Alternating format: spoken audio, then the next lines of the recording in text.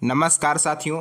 भारत में एनआरसी और दस्तावेजों को लेकर के बड़ी अपडेट, मुस्लिम समाज के लोगों के लिए ज़रूरी जानकारी। साथियों, पूरे देश में चल रही एनआरसी को लेकर के हलचल के कारण कई मुस्लिम लोग ऐसे हैं, मुस्लिम समाज में डर का माहौल है और वो लोग भ्रमित हैं, क्योंकि उनसे कहा जा रहा है कि अगर आप नागरिकता साबित नहीं कर पाए तो आपको देश से बाहर कर दिया जाएगा। ये किस हद तक सच है, आज पूरा विस्तार से मैं आपको इस वीडियो में बताऊंगा। लेकिन उससे पहले आपको ये समझना बेहद ज़रूरी है कि आखिर एसआईआर और एनआरसी है क्या। क्योंकि देखिए, अभी तक पूरे देश में केवल 15 से 16 राज्य ऐसे हैं जहां पर केवल एसआईआर अभी हो पाया है।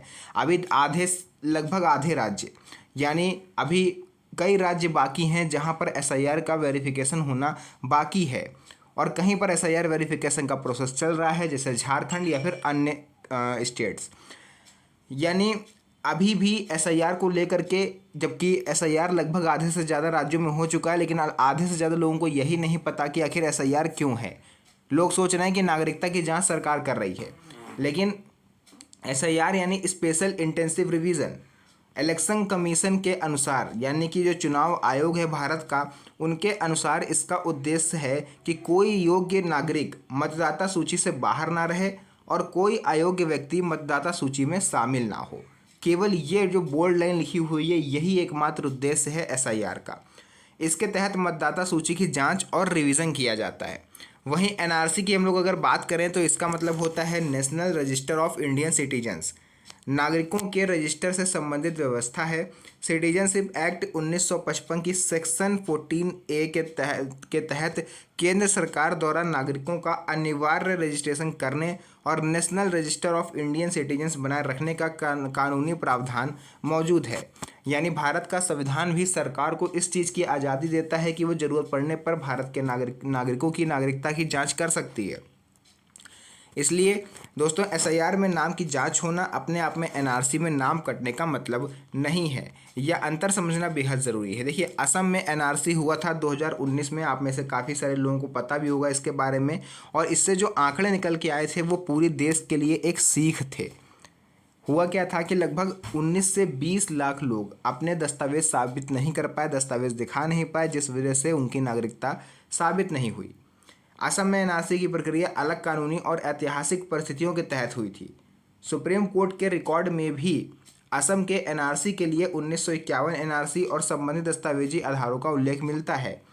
इसलिए असम के अनुभव को सीधे पूरे भारत में लागू मान लेना सही नहीं होगा, क्योंकि देखिए, हर राज्य की अलग स्थिति होती है, चाहे वो आर्थिक आधार पर हो, चाहे वो पॉपुलेशन के आधार पर हो, है ना।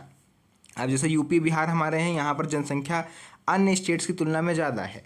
अगर आप यूपी बिहार की तुलना झारखंड, राजस्थान या असम जैसे छोटे राज्यों से करोगे तो आपको अंतर साफ दिखेगा। लेकिन इससे एक महत्वपूर्ण सीख हमको ये मिलती है कि अपने पुराने और महत्वपूर्ण दस्तावेजों को सुरक्षित रखना बेहद ज़रूरी है, क्योंकि कभी भी इसकी ज़रूरत पड़ सकती है। अगर किसी परिवार के दस्तावेजों में नाम, जन्मतिथि या अन्य महत्वपूर्ण जानकारी में अंतर है तो समय रहते संबंधित विभाग से करेक्शन करवाना समझदारी होगी। सबसे ज़रूरी बात, आपके दस्तावेजों में नाम एक जैसा होना चाहिए, क्योंकि ये ऐसी गलती है जो बहुत से लोगों के दस्तावेजों में देखने को मिलती है। मान लीजिए कि किसी व्यक्ति का नाम है मोहम्मद सलीम। देखिए, मैंने यहाँ पर एग्जाम्पल के साथ आप लोग के लिए लिखा हुआ है, लेकिन अलग अलग दस्तावेजों में नाम इस तरह लिखा हुआ है। देखिए, जो मुस्लिम्स हैं उन्हें सबसे ज़्यादा कन्फ्यूज़न इसी में है कि मोहम्मद में हम लिखें क्या। बहुत सारे लोग मोहम्मद में MOHD लिखते हैं, कोई पूरी स्पेलिंग लिखता है, कोई MD लिखता है, और कोई इस तरह से लिखता है। मतलब तरह तरह से स्पेलिंग आप लोग लिखते हो। तो देखिए, मान लेते हैं कि आधार कार्ड में आपके लिखा हुआ है मोहम्मद सलीम, दूसरे में लिखा हुआ है मोहम्मद सलीम, इसमें आपने मोहम्मद की स्पेलिंग पूरी कर दी। ठीक, पैन कार्ड में लिखा हुआ है MD सलीम, यानी इसका मतलब भी मोहम्मद हुआ। अब आप इन चारों नामों को पढ़ो तो नाम एक ही निकल रहा है, लेकिन स्पेलिंग का अंतर है। तो स्पेलिंग का अंतर है, इसका मतलब ये थोड़ी ना हो गया कि आपकी नागरिकता ख़त्म हो जाएगी। इसमें आपको एक मौका दिया जाएगा सुधार करने का। अब आपको उसमें करेक्शन करवाना पड़ेगा संबंधित विभाग से, है ना। क्योंकि देखिए, स्पेलिंग अगर अलग होती है तो वेरिफिकेशन, करेक्शन और डॉक्यूमेंट मैचिंग के दौरान परेशानी हो सकती है। इस चीज़ से सुप्रीम कोर्ट ने भी इनकार नहीं करा। सुप्रीम कोर्ट ने भी कहा है कि अगर आपके दस्तावेजों में नाम की स्पेलिंग गलत है तो आप कई योजनाओं से वंचित हो सकते हो, तो इसलिए इसमें करेक्शन ज़रूरी है। सिर्फ अपना नहीं, पूरे परिवार का रिकॉर्ड चेक करें। अक्सर लोग केवल अपना आधार और पैन देख लेते हैं और माता पिता या बुजुर्गों के दस्तावेजों को नज़रअंदाज कर देते हैं। सोचते हैं इनसे हमको इनके दस्तावेजों का अब हमें क्या करना है, कौन इनकी नागरिकता चेक करेगा आके। तो यह गलती बिल्कुल मत करिए। आप अपने परिवार के माता पिता हों, दादा दादी हों, पति पत्नी और बच्चे, सभी के जरूरी डॉक्यूमेंट्स को एक जगह व्यवस्थित करके रखें। खासकर पुराने डॉक्यूमेंट जैसे पुराना वोटर को रिकॉर्ड अगर आपके माता पिता का है, जन्म प्रमाण पत्र, स्कूल प्रमाण पत्र, ज़मीन के दस्तावेज जैसे कि रजिस्ट्री हो गई आपकी, खतौनी खसरा है ना, ज़मीन का रिकॉर्ड, पुराने सरकारी रिकॉर्ड, परिवार से जुड़े प्रमाण, पुराने निवास संबंधी प्रमाण, या फिर आपके माता पिता में से किसी को सरकारी पेंशन मिलती है तो उसका कोई पेंशन लेटर। मतलब देखिए, कहने का मतलब साफ है, चाहे आप मुस्लिम हो, चाहे आप हिंदू हो, चाहे आप सिख हो, जितने पुराने से पुराने दस्तावेज आप इकट्ठे कर सकते हो उन सभी को इकट्ठा करके फाइल बना के रख लीजिए, क्योंकि ये सभी आपके आगे चल के काम आएंगे। नाम के साथ साथ डेट ऑफ बर्थ और एड्रेस भी चेक कर लें, है ना, सिर्फ नाम की स्पेलिंग नहीं। जैसे लिखा है ना, पहला आपको नाम चेक करना है सभी दस्तावेजों में, फिर आपको डेट ऑफ बर्थ चेक करनी है ना। कई बार होता है कि कहीं 1 जनवरी 1970 है तो कहीं 2 जनवरी 1970 है, तो ये छोटी छोटी गलतियाँ आपको फंसा सकती हैं। तीसरे नंबर पर एड्रेस चेक करिएगा। उसके बाद आपको कौन कौन से दस्तावेज संभाल कर रखने हैं इसकी पूरी चेकलिस्ट है, आप नोट कर लीजिए।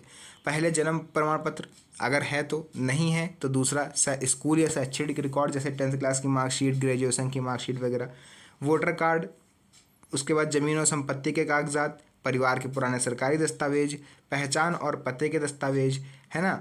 इनमें से किसी एक डॉक्यूमेंट को सार्वभौमिक रूप से एनआरसी में नागरिकता साबित करने वाला अंतिम दस्तावेज घोषित करना अभी सही नहीं होगा, क्योंकि सरकार अभी खुद असमंजस में है कि कौन से दस्तावेज वो नागरिकता के लिए वैध माने और कौन से नहीं। क्योंकि देखिए, पासपोर्ट को भी विदेश मंत्रालय ने कह दिया कि हम उसको नागरिकता का सबूत नहीं मानेंगे। अब अगर गवर्नमेंट सिर्फ बर्थ सर्टिफिकेट को अगर नागरिकता का सबूत मांगती है तो आप यकीन मानो भारत में 80% लोग अपनी नागरिकता साबित नहीं कर पाएंगे। ये रिपोर्ट के अनुसार मैं आपको बता रहा हूँ दावे के साथ, क्योंकि लोगों के पास अभी है ही नहीं बर्थ सर्टिफिकेट, क्योंकि पहले इतने रिसोर्सेज नहीं थे कि लोग आसानी से बनवा सके, है ना। तो गवर्नमेंट इसका कुछ ना कुछ उपाय जरूर निकालेगी, तब तक आपको पुराने दस्तावेज अपने इकट्ठे करके रखने हैं। आधार को लेकर के अगर आपके मन में कोई गलतफहमी है कि मेरा आधार, मेरी सिटीजनशिप साबित हो जाएगी आधार से, तो आप गलती कर रहे हो, क्योंकि आधार मुख्य रूप से पहचान और निवास से संबंधित पहचान संख्या है, ना कि आपकी नागरिकता का सबूत, है ना। क्या पासपोर्ट, बर्थ सर्टिफिकेट या वोटर आईडी कार्ड बेकार हो गए? बहुत सारे लोग ये सुन के सोच रहे होंगे कि यार जब इसका ज़रूरत नहीं थी तो गवर्नमेंट ने बेफालतू में बनवा दिया। देखिए, ये कहना भी गलत होगा कि कोई डॉक्यूमेंट बेकार है। हर डॉक्यूमेंट का अपना अलग महत्व है। जैसे बर्थ सर्टिफिकेट जन्म से संबंधित जानकारी देता है, ठीक उसी तरह से voter ID card electoral roll में पहचान से जुड़ा दस्तावेज है, यानी आपको वोट देने का अधिकार देता है। पासपोर्ट इंटरनेशनल ट्रैवल और आइडेंटिटी से संबंधित महत्वपूर्ण दस्तावेज है। आधार कार्ड आपकी पहचान और कई जगह वेरिफिकेशन के लिए यूज़ होता है। पैन कार्ड आपका टैक्स रिलेटेड आइडेंटिफिकेशन के लिए होता है। यानी हर दस्तावेज की कहीं ना कहीं अपनी एक वैल्यू है। इसलिए किसी डॉक्यूमेंट या सिटीजनशिप के लिए अकेले निर्णायक होना और उसका किसी दूसरे काम के लिए उपयोगी होना दो अलग बातें हैं। तो साथियों, देखिए, यहाँ पर जो भी जानकारी थी मैंने आपको पूरा विस्तार से बताया है और बहुत कुछ मैंने समझाने का प्रयास करा। अंत में मैं आपसे यही कहना चाहूँगा कि एनआरसी को लेकर के काफ़ी जगह लोग भ्रम फैला रहे हैं कि अब इस तारीख से एनआरसी शुरू हो रही है, फला तारीख से शुरू हो रही है। तो आप अभी परेशान मत होइए, क्योंकि देखिए, जब भी एनआरसी लागू होगी सरकार की तरफ से आपको नोटिफिकेशन मिल जाएगा। National news channels, TV channels, कई जगह न्यूज़पेपर्स, हर जगह ये चीज़ आ जाएगी, आप तक जानकारी पहुंच जाएगी। तो अभी आप परेशान मत होइए, किसी भी अफवाह पर विश्वास मत करिए। अपने पुराने से पुराने दस्तावेज को इकट्ठा करने का प्रयास करिए, क्योंकि यही आगे चल के आपको सेफ रखेंगे। तो वीडियो को अपने यार दोस्तों रिश्तेदारों के साथ शेयर कर दीजिएगा, स्पेशली मुस्लिम्स के साथ, क्योंकि सबसे ज़्यादा डरे हुए मुसलमान समाज है। वो लोग सोच रहे हैं कि हम नागरिक कागज़ नहीं दिखा पाए तो हमें हमारे देश वापस भेज दिया जाएगा। कोई कह रहा है पाकिस्तान भेज देंगे, कोई कह रहा है बांग्लादेश भेज देंगे, जबकि सुप्रीम कोर्ट ने खुद इस चीज़ को कहा है कि किसी को भी डिपोर्ट नहीं किया जाएगा बिना उसकी मर्जी के। तो आप अभी परेशान बिल्कुल भी मत हो, केवल एक जगह फोकस रखो कि जो दस्तावेज नहीं है आपके पास, अगर आप उसके लिए पात्र हो तो उस विभाग के चक्कर काटना शुरू करिए, उस दस्तावेज को बनवाइए। और जो दस्तावेज आपके पास पुराने रखे हुए हैं उनको करेक्शन करवाइए, देखिए कहीं पर कोई स्पेलिंग मिस्टेक तो नहीं है। अपने ही नहीं, पूरे परिवार के दस्तावेज चेक करिए। तो आज के इस वीडियो को हम लोग यहीं तक रखेंगे। आप सभी से फिर से मुलाकात होगी एक बार और नई मज़ेदार वीडियो में। तब तक के लिए धन्यवाद। जय हिंद।